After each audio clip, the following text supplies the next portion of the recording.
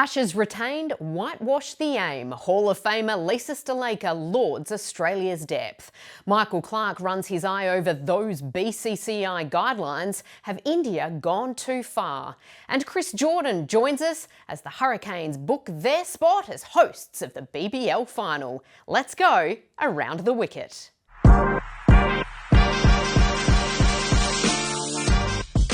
Hello and welcome to Around the Wicket. I'm Nerily Meadows. Lisa Sthalekar and Callum Ferguson back alongside us. A packed show coming up. Michael Clarke and Chris Jordan to come. But Lise, Ashes retained, not even close. They didn't put up a fight, did they? England did put up a fight, but when they got slightly ahead, then they just crumbled. And the Australians, we know, if they can open the door, even if they're behind the game, they'll jump all over you, and that's exactly what they've done. Can they complete the whitewash, do you think, or is it asking too much? I felt going into the first T20, if England didn't win that, it's going to be a clean sweep. Alex Hartley has come out, Ferg, and said that we're a bit critical of the conditioning of the England players, particularly in comparison to the Aussie players. She now says that they've taken exception to that and has been frozen out. What have you made of it all? It's been a bit, I would say, concerning for the English setup. You look at the Australian team over a long period of time now, and they're at the point now where they're publicly asking for critique and they want to get better. And my concern is that when you react this way and in quite a staunch way towards some people in the media, that you're showing your colours and you're showing that you're not fair dinkum about being as good as you possibly can be, which, you know, I think that we're not used to that here in Australia, certainly, and I would suggest that we'd expect better from the international side sitting second and trying to be the very best. I'm really disappointed to see that the gap has been so wide in this series, because there were expectations it was going to be a great series, and we haven't seen that. And I think in the field in particular, it's been really obvious the athleticism difference between the two sides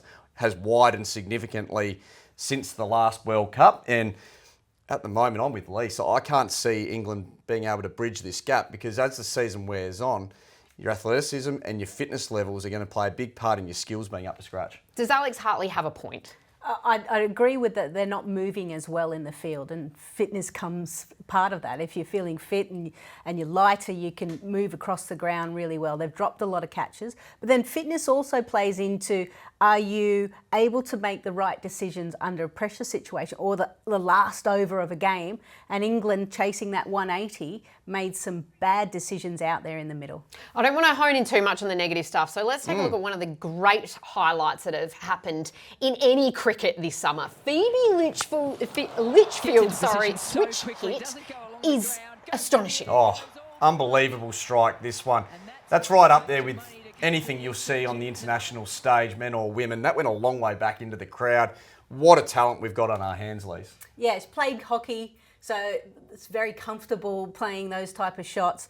Almost David Warner-esque. Yeah, and the scary thing is she's still so young. Oh, yeah. Maybe I should rename her Switchfield to make it a little bit easier to spit out Phoebe Litchfield switch hit. Elisa Healy, that is the concern. 34 years of age, out again through injury. Her Ashes campaign is now under a massive injury cloud with a stress reaction. If she doesn't get to play this test, which would only be her 10th, which is insane, is it a travesty? Well, I mean, given the fact that the women don't play a lot of test matches, and especially in Ashes test, we're celebrating 90 years since the first women's test match took place. So for her not to be on the field, that will break her heart. And she has had such a bad run since the T20 World Cup. And we now know with so much cricket coming back, you're trying to get yourself fit and raring to go. And unfortunately, stress reaction, which tells me that is not a good sign. We may not see her for the rest of the summer. It's scary looking forward as well. Like I say, 34 years of age, gets into that era of injuries just take a little bit longer to get back from. Yeah, they do. And I think we talked about this over the last few weeks with a few other players, that certainly when you're coming back from serious injuries that take you out of the game for a long period of time, it makes it harder and harder to make it back to full fitness. And that's when you do start to see some stress-related injuries to other areas of your body that are starting to pick up the slack for some weak points in your body. So, yeah, troubling, but certainly not to the point where I'm concerned she'll miss too much cricket. I think she's still a real chance to play that Test match. There is a World Cup in October, so if she takes a break and gives her body a chance to kind of get better, then hopefully she'll be leading the Australian team in that World We're Cup. keeping our fingers crossed. I want her to play as many tests as Yeah. possible. Ash Gardner, the other one that's made the 100 in the ODIs, player of the match a couple of times, misses that opening T20 international, but it speaks to the depth, doesn't it? Oh, you don't have your skipper and you don't have the player of the match from the last game, and the Australians win comfortably. So that's scary. And they probably still haven't played their best cricket. One thing it does point to potentially is the 3 ODIs were played in 6 days in 3 different cities, so include flights.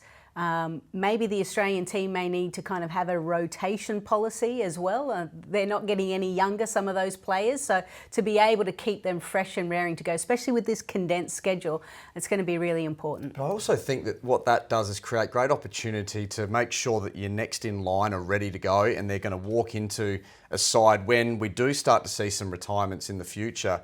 They're ready to go. That they've already been battle hardened. It's a great sign for Australia that we're able to rotate so well already and keep winning. Speaking of retirements, James Vince has come out and said, look, I haven't retired from international cricket, I'm just not getting picked, but it feels a little uncomfortable announcing a retirement when you're not getting selected. But point.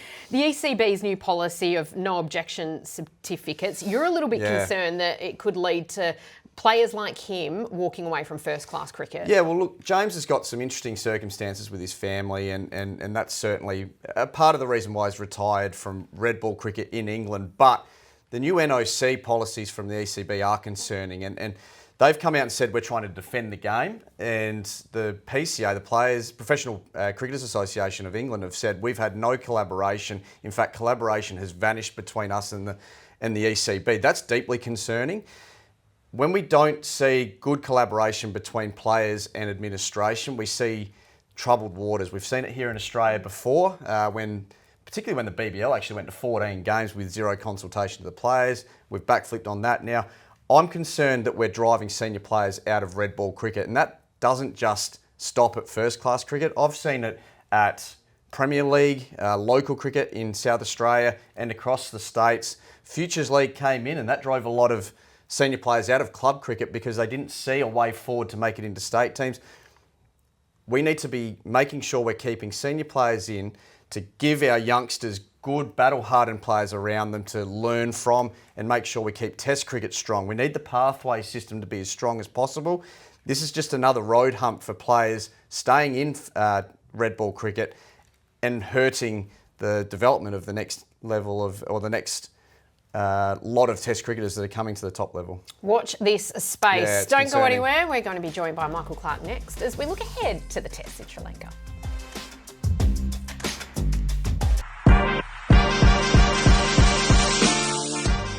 As always, former Aussie captain Michael Clarke joins us on Around the Wicket. Pup, great to have your company. The Aussies have hit Dubai for a training camp. No tour match for this 2-test series and 2 ODIs against Sri Lanka. Interested to know your thoughts on that and how you think they best handle these conditions, because you had your best average in Test cricket against Sri Lanka, and a few of those were over there in those conditions.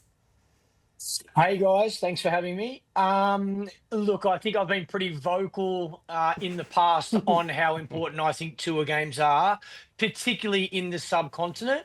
But I also think there's a little bit of you got to move with the times, and a lot has changed. There's so much cricket now for all the teams playing internationally. You don't get I guess that pre-tournament or pre-series preparation that you probably would have back when I played. So I think the main reason that they're not playing the tour games these days, not just this tour in Sri Lanka, is because of how much cricket's being played. It also seems to me they've picked Dubai or not gone to Sri Lanka because of practice facilities. Obviously, the test matches being in Gaul, they might have, Sri Lanka might be training, they might have other cricket on, but it seems to me they've picked a venue where they know what the facilities are like. I know there are some similarities, certainly in regards to heat and environment. I think the pitches will be different in Sri Lanka to where they're training, but still, I think training outside of Australia in those conditions is still better preparation than probably being at our centre of excellence up in Brisbane. It's been an interesting preparation for the Aussies so far. Staggered arrivals in Dubai. Steve Smith, the good news is that his elbow is fine. He has arrived in Dubai alongside Mitchell Starc. But Matt Kuhnemann yet to arrive. He's had surgery on his broken right thumb, not his bowling hand. You think he needs to tough it out regardless? If I was in his position, I would be telling every doctor and every physio that I'm fully fit and ready to go. You don't get too many opportunities, and he's got Nathan Lyon in front of him. So if he's going to play for Australia at the moment, it's going to be as the second spinner. I think Sri Lanka are conditions where Australia will play 2 spinners. I think being a left arm orthodox, he's got a big opportunity. So yeah, I'd be, as much as I could, be talking to the doctor and the physios and saying, get me on that plane. It's my right hand. I can bowl. I'm going to field it fine leg or mid off, mid on. And if I have to bat one-handed, trust me, Australia's not winning this series in Sri Lanka by him making runs. Him taking wickets is what's going to help. The alternative becomes 21-year-old Cooper Connolly. Whenever he's gotten an opportunity in these moments, Big Bash final, Sheffield Shield final was his first class debut, scored 90 for WA. He has excelled. Do you back him in if he gets this opportunity in Sri Lanka? Yeah, look, there's no reason he wouldn't. I just keep looking back to that BBL final, the Sheffield Shield final, and just thinking how he walked into those cauldrons, you'd have to suggest. High pressure and a lot riding on both those contests.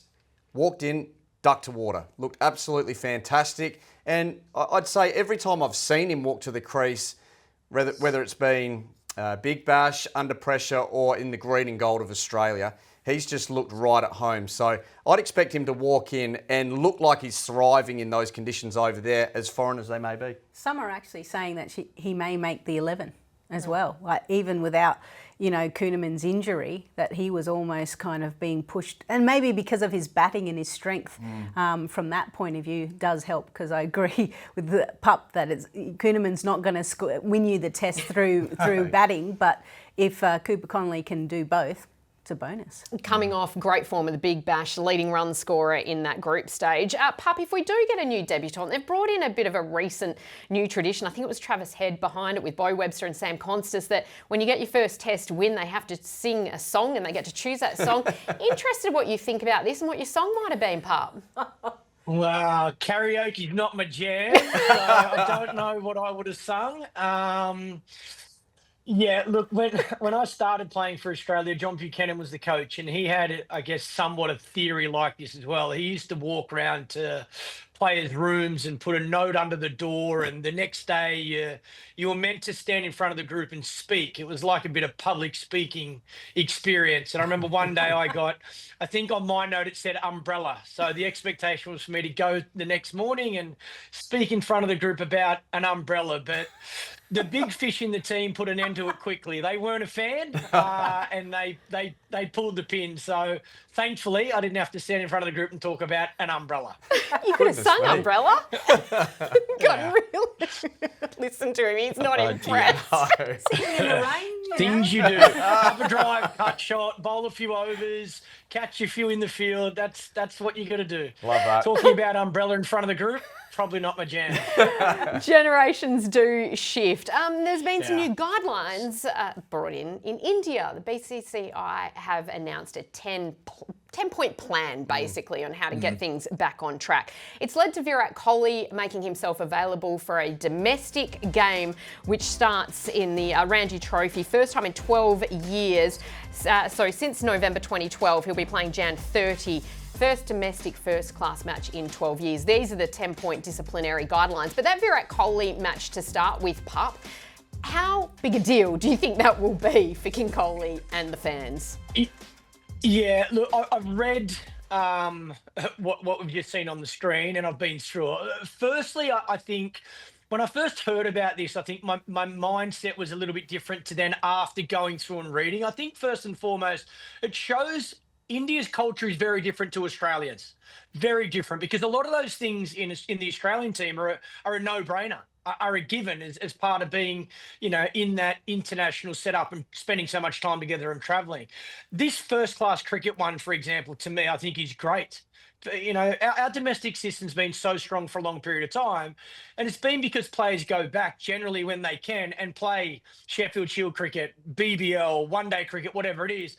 And then even years gone by, you don't see it as much now, but then if you had the chance to play club cricket, that was also very important, when I come into the Australian team. So I think it's good that India's doing that. I think it'll be great for the Ranjan Trophy. I think it'll be great for Virat's team and any of the internationals that can play. You want to be playing with the superstars of the game. So I think this is a real positive. There's some other points there that I don't know why it's even a conversation. I don't know why it needs to be in writing. The one I've found hard, because I went through my career, we went through both sides with players' wives and partners only being allowed sometimes, not being allowed on other times, then being allowed the whole time. The balance is always difficult because you got guys that are older who are married with kids. You got guys that are single. So from a perspective of the team, so if the partners aren't allowed to come the whole time, is the single guy allowed to bring someone back to the hotel bar and have a drink with her? Where's the balance where I don't know how that's going to work. And I just think it's a really touchy one because some people find it more difficult being away from home. People with kids find it really hard. So that balance of, picking and choosing when your partners and your families can come, I understand the reasoning and I understand that team culture and wanting to be with the team to grow that friendship. But I think traveling the world 11 months of the year these days, very hard to ask players to, if they want to invite their families and their kids to be restricted, especially if they're willing to pay. To me, pay for it. It's your partner, your kids, you should pay for it. But to restrict that, I think is going to be a difficult balance. Look, it's an interesting point to bring up, and we sort of laugh in reaction to it, but he's got a valid point there. I mean, it does create a bit of a grey area, and we know that families are super important. And Pat Cummins, for example, and Andrew McDonald have done a wonderful job of making sure it's a fully inclusive environment. What do you think, ladies? Yeah, I think there is an element maybe at the start of a tour, maybe it's the first week, that you get together and you train and work and partners and families aren't there. And then after that, regardless if it's a 2-week tour or a 45-day, 3-month tour, it doesn't matter. What I am concerned about is that the chefs, some personal chefs won't be able to go any longer. I mean, I travelled with a few chefs as well. Bag limits of 150 kilos. What the hell are they putting in those bags? I've got no idea. You used to travel with a few, Mick, didn't you? Mate, I never packed the house. 150 kilos. I think the rules, but that's my point. I think the rules are pretty simple. When you get your ticket from the airline, it says how many kilos you're allowed to pack. That should be a given. If you want to take more, pay for it. That's right. Just pay the extra luggage. If you want to pack your house, your car, your boat, go for your life. I like how he said boat. Only you can say that because you have a boat. Back your yacht. I've been saving, Lise. I've been saving.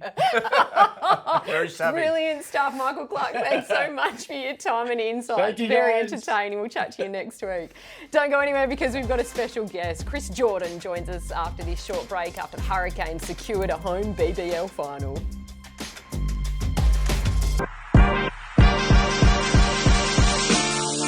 Well, for the sake of fairness, I thought it might be nice and kind to bring in an English player who's actually winning at the moment in Australia. Chris Jordan of the Hurricanes joins us now. Sorry, Chris, a clip right off the top for the women not going so well, but you are back to work straight away after an epic win last night. You book the home final for the Hurricanes, take the great catch of Silk, which was super important, and then bowl beautifully in that last over.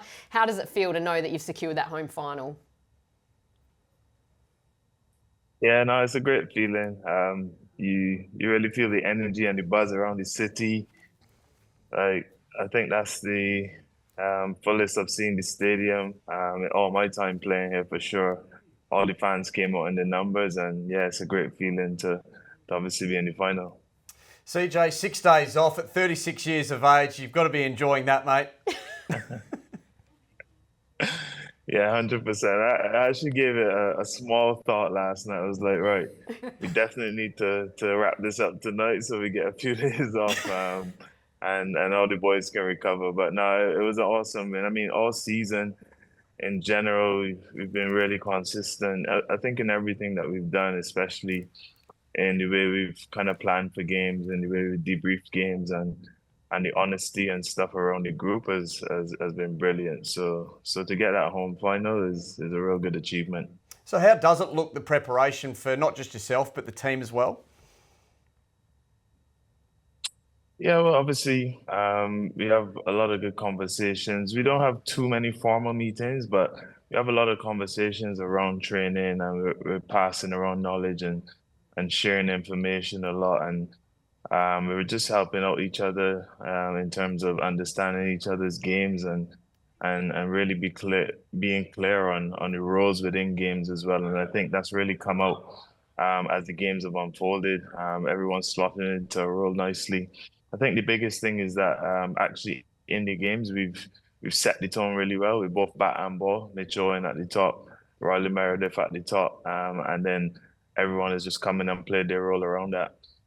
You mentioned Riley Meredith, 150 kilometres plus he was bowling Wow. last night and had the batters jumping around. You must be happy to see him in full flight.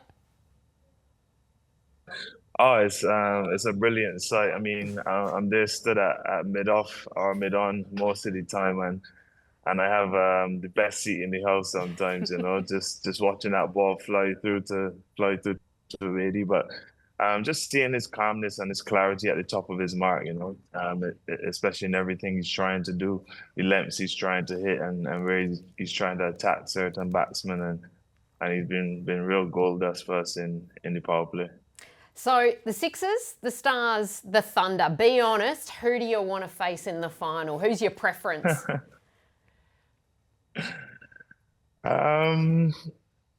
Honestly, I probably don't have a preference at this point. We'll see.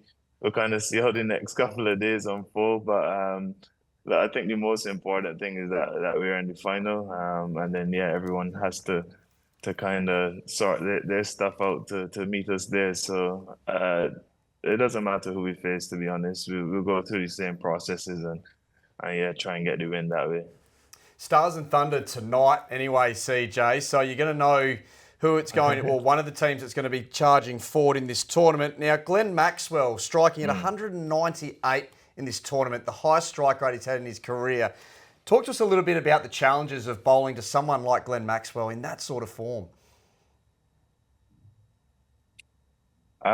He's been unbelievable, hasn't he? I think the first thing that springs to mind is obviously how much of a 360 player he is. So actually figuring out which areas of the field that you want to block on any given day is probably one of the biggest challenges because he can access literally all parts of the ground. But I think within that, you just have to try and put percentages in your favor and understand that from time to time he will hit you for boundaries. It's just which type of boundaries you're happy with him hitting you for. So, and then after that, you have to try and actually get him out because if he gets in, you see how destructive he can be. Now, Baz McCullum, he takes over as England's white ball head coach.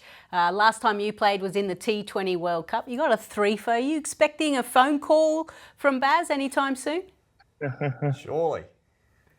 No, we'll have to see how it goes. I mean, I've been very fortunate that I've been able to represent the country for the best part of 12, 13 years, you know. So I've definitely enjoyed my time, and I think at this moment, or especially in the last few months, there's been a very clear directive to look towards maybe the next batch of players to come through, and if at any point I can step in and aid that and help that, I'm always willing to. So, but honestly, there's so much talent within the country and within the squad. But yeah, if I do get the call, I'll definitely be putting up my hand. Hey, Chris, do you always wear the sunnies in the gym? I was waiting for that question. No, You Mate. caught me on the hop. If you're that why cool, not? I say Why not? carry on. I struggle to get Yeah, away I mean, with if you Sonny's guys are outside. happy with it, I'll go with it. I love it. It's quite glary. It's quite glary in here, though, isn't it? Just pick up a dumbbell on the way out. Chris Jordan, thank you so much for your time and all the best in the Big Bash final. It's always fantastic to have you a part of our competition. Thank you, guys. Thank you. Good luck, to speak to CJ. you. Great stuff. You need to you. hit the gym more as well, I do. not just the sunnies. No doubt. Don't go anywhere. We've got the short stuff next. The Sam Constas effect. The young man has captured the attention of a nation, and this was one of the great moments from the last few days. A passerby spots him, decides to part hastily, shall we say, and things go very awry from here. This is the short stuff with Lisa Sthalekar and Callum Ferguson. Fergus, we watch what transpires. How far is too far to get that coveted selfie? That is too far. Have a look at him go. Oh, if he hasn't popped his calf, I'd be very surprised trying to make it back. That is incredible. It actually reminds me a little bit of being in India on tour, and we're in Ranchi, which is MS Dhoni's hometown. And streets are lined, packed, because they knew that Australia and India were in town. So there was probably 8 deep along the main street. But once we got a little bit out of town, there was a bike riding alongside the team coach. And they were both trying to get, two on the bike, trying to get a look at the team. And, there's Shane Watson and there's Michael Clarke. And then all of a sudden, trying to take a photo, bang, into a parked car. They were looking at the bus, trying to get a look at their heroes. Lisa, the Renegades, did the umpire get it right taking 2 bowlers out of the attack? The rules are correct, but I think they need to change it for T20 cricket. Yeah. Because actually Will Sutherland said, we're batting on that pitch we're running down the middle of. So why are we concerned about it? Spot on. Wisden have put out their best 11 for 2024. Yes, the Aussies didn't play many tests in 2024, but would Pat Cummins' 11 beat this World 11? Because there's not a single Aussie in it, How's Ferg. Pat not in that team? Yes, they would. Particularly in Australian conditions, they'd definitely win. AB de Villiers has hinted at a comeback to Mel Farrell. If you were in the Big Bash, would you be getting his number? Maybe, but he said casual cricket, and Big Bash is professional cricket. Maybe Legends Leagues. Peter Siddle, 148 kilometres. Did you think he still had it in him? I didn't, but it's wonderful to see. How well's he going? Well done, Sids. See you next week.